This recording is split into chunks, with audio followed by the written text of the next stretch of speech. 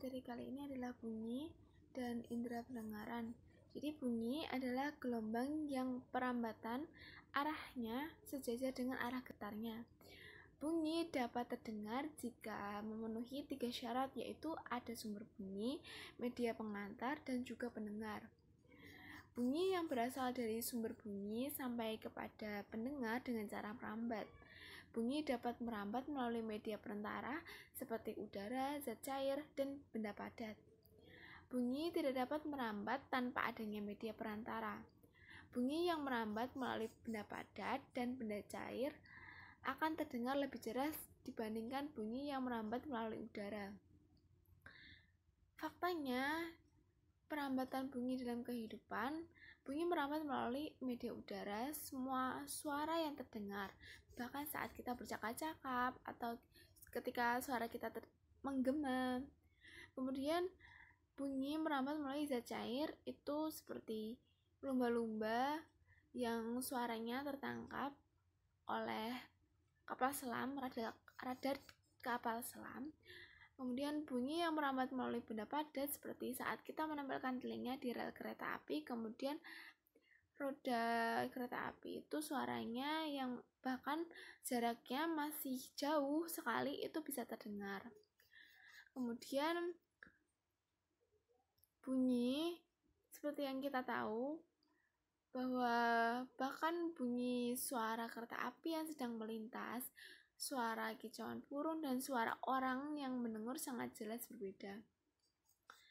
Jadi bunyi berkaitan erat dengan kehidupan kita sehari-hari. Bahkan saat kita tidak bersuara pun akan menghasilkan bunyi pula. Sifat bunyi itu ada 3. Yang pertama, bunyi itu termasuk gelombang longitudinal. Kedua, perambatannya membutuhkan medium. Dan ketiga, dapat dipantulkan. Sumber-sumber bunyi itu dari setiap benda yang bergetar akan menghasilkan bunyi. Benda-benda itu dinamakan sumber bunyi. Jadi sumber bunyi adalah benda-benda yang dapat menghasilkan bunyi. Contohnya seperti alat musik. Kemudian benda-benda lain yang kita beri pukulan itu bisa menjadi sumber bunyi. Kemudian jenis-jenis bunyi.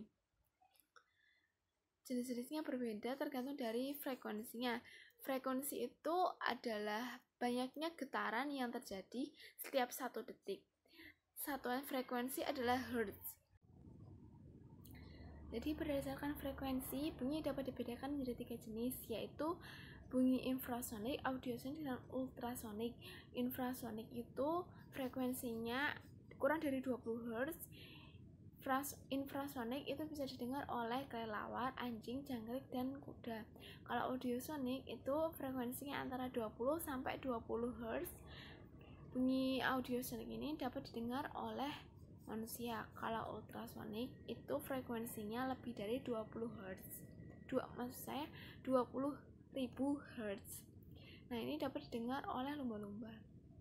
Untuk perambatannya sendiri itu biasanya melalui udara. Kan kita bicara atau alat-alat musik itu merambatnya biasanya melalui udara yang paling sering. Jadi cepat rambat bunyi itu dipengaruhi oleh 2 hal, yaitu jenis dan suhu mediumnya. Pada umumnya, bunyi dapat merambat melalui medium padat, cair, dan udara. Bunyi tidak dapat merambat di ruang hampa udara, karena bunyi memerlukan medium untuk merambat.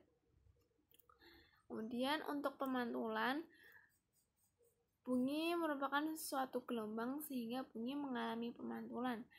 Jenis-jenis bunyi pantul, yang pertama, bunyi yang memperkuat bunyi aslinya.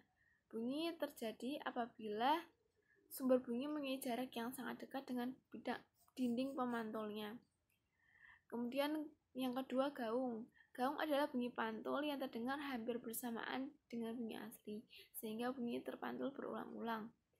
Gaung terjadi jika bunyi dipantulkan pada permukaan yang keras.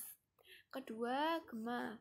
Gema adalah bunyi pantul yang terdengar setelah bunyi asli. Gema terjadi karena jarak antara sumber bunyi dengan dinding pemantulnya.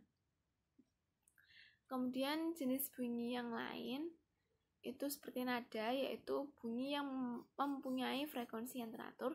Kedua, desah, yaitu bunyi yang memiliki frekuensi yang tidak teratur. Ketiga, dentum adalah bunyi yang mempunyai amplitude yang sangat besar dan terdengar mendadak.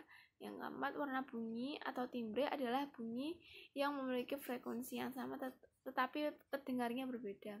Kemudian resonansi bunyi.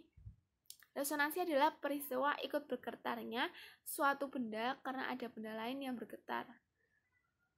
Frekuensi benda yang bergetar bernilai sama dengan frekuensi benda yang dipengaruhinya. Contoh resonansi yang menguntungkan dan merugikan. Yang menguntungkan itu pada alat musik seperti gitar, gamelan, dan genderang. Kalau yang merugikan itu seperti suara deru pesawat terbang yang dapat membuat kaca pecah.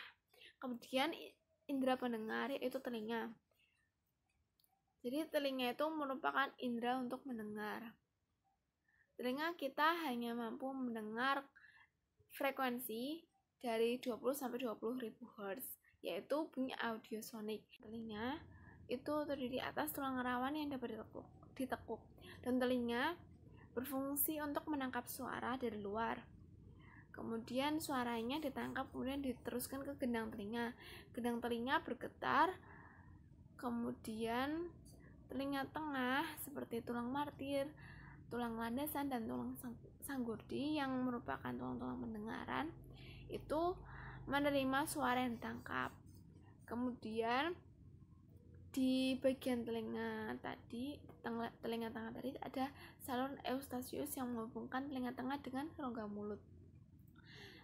Fungsinya saluran Eustachius itu untuk menyeimbangkan tekanan udara antara telinga luar dengan telinga tengah. Kalau telinga dalam itu ada tingkap jorong, bundar, 3 saluran setengah lingkaran, koklea atau rumah siput. Pada koklea terdapat ujung-ujung saraf pendengaran dan alat-alat keseimbangan tubuh. Nah, contoh-contoh kelainan pada telinga itu seperti tuli. Nah, tuli itu nggak bisa mendengarkan suara atau bunyi. Tuli dapat disebabkan oleh adanya kerusakan pada gendang telinga, terus membuatnya ruang telinga atau rusaknya saraf pendengaran.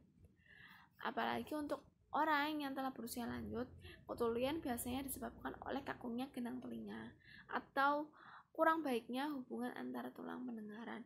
Kemudian juga ada congek atau ringkih telinga yang biasanya disebabkan oleh infeksi pada bagian telinga yang tersembunyi di tengah-tengah. Biasanya ini disebabkan oleh bakteri. Oleh karena itu, kita harus menjaga telinga kita. Karena telinga itu sangat rawan.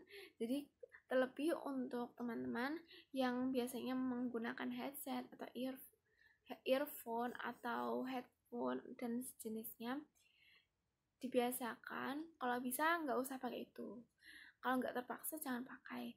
Jadi diusahakan langsung mendengar dari speakernya, nggak perlu pakai sumbat-sumbat telinga seperti itu, karena itu juga akan memiliki resiko. Kalaupun memakai itu juga harus ada durasinya.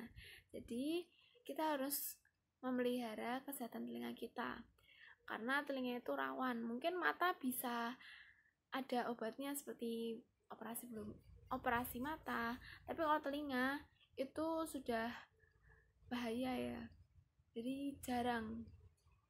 Jadi mari kita rawat telinga kita, karena telinga kita salah satu organ yang mendukung kegiatan aktivitas kita. Terima kasih.